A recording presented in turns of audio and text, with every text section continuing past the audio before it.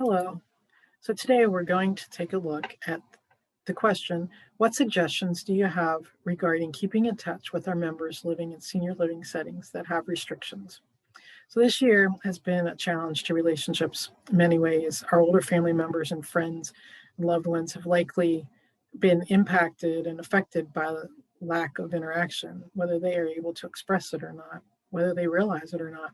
So today we're going to focus more on those with dementia or the challenges that make the virtual visits and the distance visits more difficult. These are also maybe people who don't have smartphones or other devices, making the communication more challenging. So when I began working and serving with engaging disability, one of the first things I did was read Same Lake, Different Boat, which was written by Hubach, who was our director at that time. What I learned from that and other articles and teaching I was hearing laid the theological foundation for disability ministry. But it also laid the theological foundation to help me in personally walking that path with parents with dementia. So, at the foundation of how we serve and love on people with dementia is recognizing that they are made in the image of God, and dementia doesn't change that. So, recognizing and remembering this is so beneficial when the frustrations come. So, how can we make the most of this time of virtual and distance visits? First, we can pray for wisdom and ideas because it does take some creativity. Second, we can do what we can do what we can with what we know and the access that we have. So each individual is so unique. So something that works for one person may not work for another. What works for my mom may not work for my dad, or vice versa. Also, remember to consider the time of day. So, as late afternoon and early evening approach, we often see differences, what's called sundowning.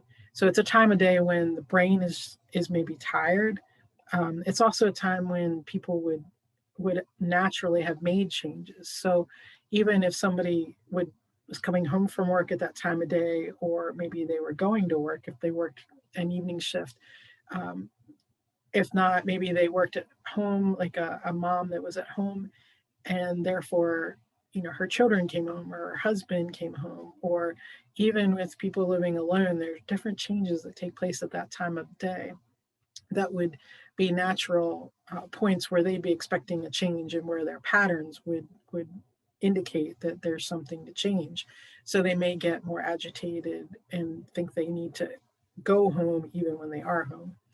Um, so visits later in the day can possibly be challenging. So maybe you can try to go in the morning or try to uh, communicate with them in the morning when their brain might be fresher, if your schedule permits that.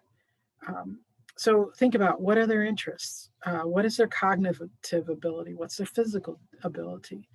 Think about those things. And this involves a lot of listening and observing too. It can be draining because visits pre-COVID probably weren't as relaxed, even because of all the energy that it takes to be listening and to think about what they're saying and what it might mean, because they don't always say what they mean or mean what they say. So you're possibly trying to figure all this out and wondering, what do I mention? What don't I mention? It's a lot. But again, we do what we can with what we know. So also, do they have a cell phone or do they have a tablet? Talk with some of the staff and find out ways that you can possibly talk to your loved one. Some places have created designated devices for this purpose. As time has gone on, places have become more creative. So think about and inquire about those things. If not, if they don't have a device like a tablet or a phone, ask if there's a way to talk to them just by phone. Different times I will talk to my dad by calling the front desk in the area where he is and talking with him that way. Um, you may also wonder what to talk about. One of the things we try to avoid is saying, "Do you remember?" People, that's one of the things you'll hear. Somebody says, "Don't say that. Don't. Do you remember?" Well, I think we can become a little paranoid about using that. So I know in my own life, it was more of a worry. Oh, I shouldn't say remember, and I spent so much time and energy into trying not to say remember, where I think what we need to do is try to avoid it more in a demeaning way. the way where we'd say, don't you remember I just talked to you about that yesterday? That's the kind of thing that we should be avoiding, rather than not saying remember at all. If you're unsure about whether they remember a place or restaurant or a TV show or something like that, you can probably say, do you remember when we used to go to X restaurant for lunch where we would meet up? Or do you remember the TV show we used to watch Tuesday nights, that kind of thing, where they can uh, recall that, but you're not, it's not saying remember in a demeaning way. And then you can maybe talk about that. Or if you're telling them about a movie you like and you just saw, or a restaurant that you just ate at, you can tell them things about that are from your own life. So if your loved one is not very conversational, think about something ahead of time that you can talk to them about. Pick a scripture, verse, or passage, or a poem, maybe a story that you can read to them that they might enjoy, something from the news that's good news. Read a short devotional to them. Tell them about something that God is teaching you recently. Those are always encouraging things. If they can read, maybe you could have them read a Bible passage with you if you have the same version. So again, if you're doing this across the video, you would think about having the same like same Bible version, and you could alternate verses, or if that something like that would work. Music is one of the last things to go, and one of the things that sticks with people with dementia as the dementia progresses. So if you play an instrument, maybe you could, like if you play guitar, take a guitar, or play something, or sing a song with them, or play them a song that they like. So depending on their stage of dementia, here's some other ideas for in-person, but distance visits where you're like maybe meeting and you're having to sit at least 6 feet apart. So adapt some games. One of the things I did was I took a whiteboard like this, and I tried to play tic-tac-toe with my father, and I drew the tic-tac-toe, and then I would say, okay, you're X's and I'm O's. So where are you on your first X? And he would almost always say the middle. So then I would say, okay, put my O and say, where do you want your next X? Well, he might say the top. So I would say top, left, middle, or right. And then he would tell me maybe like top left. So I put his X there, and then I would put my O, and we would go on like that. So even doing this, it also reinforces the concepts like left, right, middle, up and down. Another thing might be a deck of cards. Like if you can have them have a deck of cards and you have a deck of cards, even if you're playing across the table, you could play things that where you would have an individual set, like Go Fish or something simple, a simple game like that. Another one that I used to play with my mom, which you could maybe do with a tablet or something, that I used to sit beside her with my phone, and she could still she could do words, but she would repeat things, but she could do that. So we would do the swiping of the words together. And so if you can show something like that hold up a tablet where you would swipe it in front of them, that could be another thing you could try. So you can take your own computer or tablet along and show them photos or video. The video could be something personal, or it could be animals or musical, anything that would interest them. So if you have limited data or you don't have a bigger device, maybe you could print out some photos and take and show them where big enough that you could hold them if you're at a distance. Another thing that has really been popular during the pandemic has been virtual visits, like virtual zoo visits or museums, parks, those kind of things. So if you could show them something like that, that's another popular thing too.